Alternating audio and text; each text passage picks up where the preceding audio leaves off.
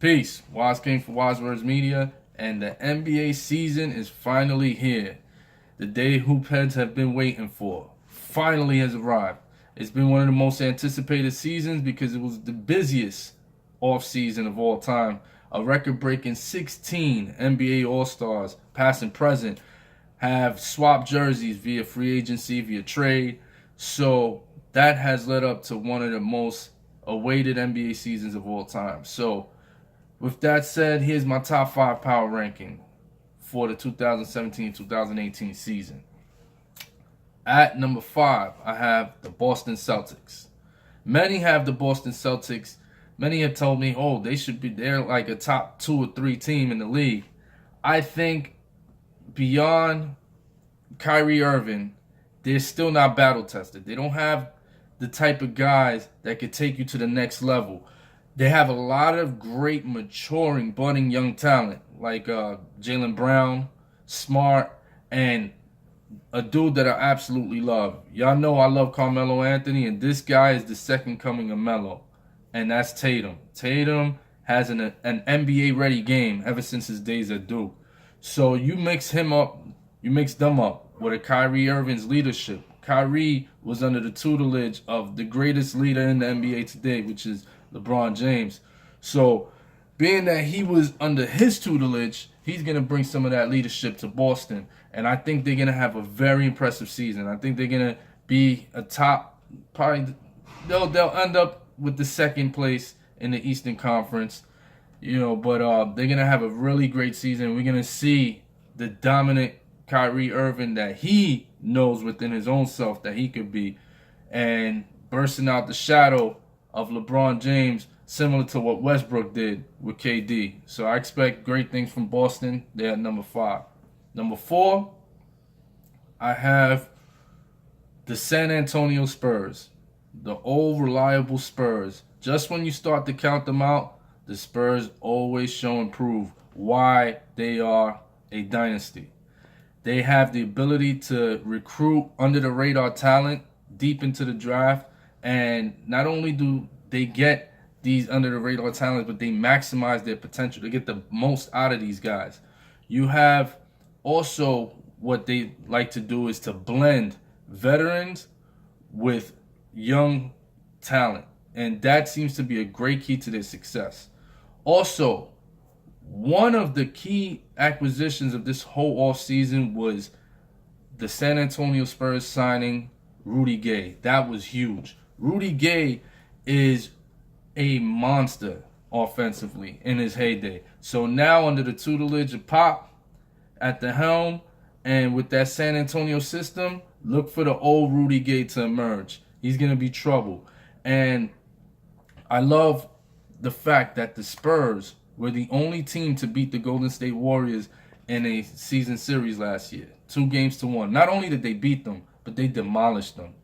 They spoiled Kevin Durant's homecoming, beating them in Golden State by 33 the first opening night last year. So the key to their success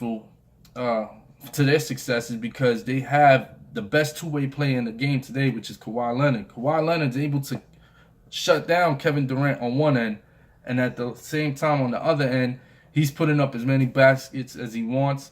Game 1 of the Western Conference Finals this past year, he held Kevin Durant to 8 points at halftime. Who can do that? 8 points at halftime while he put up 28 points of his own.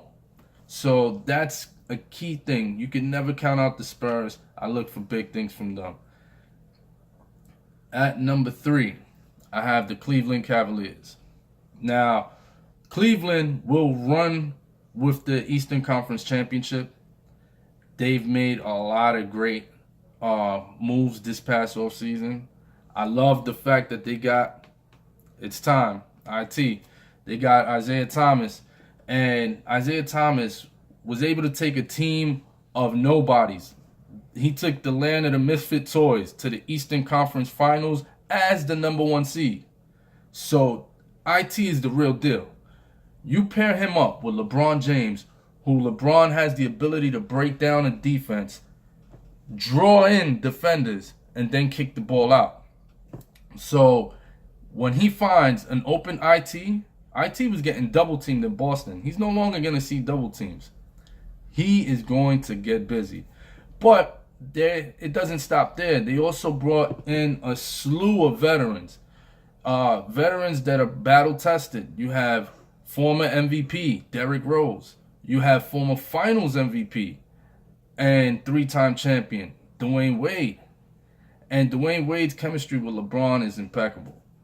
Then you have Kevin Love, who is now playing the center, which at that role now, you saw yesterday what it did. It stretches the floor out. No longer can the big man just be posted in the center. Now the big man has to stretch out. The centers have to now come out because you have to respect Love's shot. If not, you pay the consequences like Boston did last night when Kevin Love drilled that open shot, and that was it for them, for that. So, they have, I like the fact that they got my man Green. Green is a huge pickup for them. And he's another one of those genius Sam Presti draft picks. He, along with Kevin Durant, James Harden, Westbrook, Ibaka, he's one of those people that Sam Presti saw draft night and was like, oh, we got to snatch him off the board. So him in Cleveland is a huge deal. JR could be hot, could be cold, but when he's hot, he's hot. So Cleveland's going to run away with the East, but I think they're going to find trouble in the following two teams when they play either one of these two teams in the finals. At number 2, I have the Oklahoma City Thunder. Russell Westbrook, coming off of his MVP campaign, is now joined by Paul George and Carmelo Anthony. Paul George is one of those people like previously mentioned Kawhi Leonard, who has the ability to shut down your best offensive threat or at least cause headaches on one end, and then on the other side, he puts up his own buckets. He's gone to war with LeBron James multiple times, and he's shown and proved that he's an excellent defender. All-NBA first team in 2013 or 14, All-NBA second team in like 2015, 2016, and he's an All-NBA defensive type player. All-NBA defensive first team and second team multiple times. So he can defend Durant on one end and then on the other side put up his own buckets, and that is key. That's the most crucial thing against playing the Golden State Warriors. You must have perimeter defense. And if you have a great two-way player like a Kawhi Leonard or a Paul George, that is one of the key things to beating the Golden State Warriors. Also, Golden State used to throw Klay Thompson on Westbrook because they used to try the game out in the beginning of the game, let Steph Curry defend Westbrook, but that used to get 6 quick points from Westbrook. Then you used to hear beep, timeout, switch. Thompson would start playing Westbrook. Now, and then Roberson would defend Durant. There was a bunch of uneven matchups. But now, when you have Paul George and a Carmelo Anthony there, Carmelo, who can just wait at the wing, wait for Russell to break down the defense. Once he breaks down the defense, comes in, kicks it out, Melo, open shot all day. You're going to get that bully Melo too, because he's playing at the 4 now. So you're going to get that 2014 Carmelo Anthony, 2013, 2014 Melo, that bully ball Melo. And the problem will be now, can Steph Curry now guard Russell Westbrook one-on-one? The game will now come to that.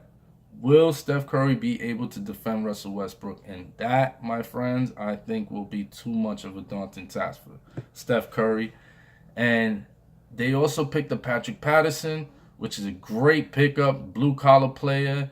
You know, they still got big Steven Adams. They got Abrinas. Watch out for Abrinas. Young guy from Spain.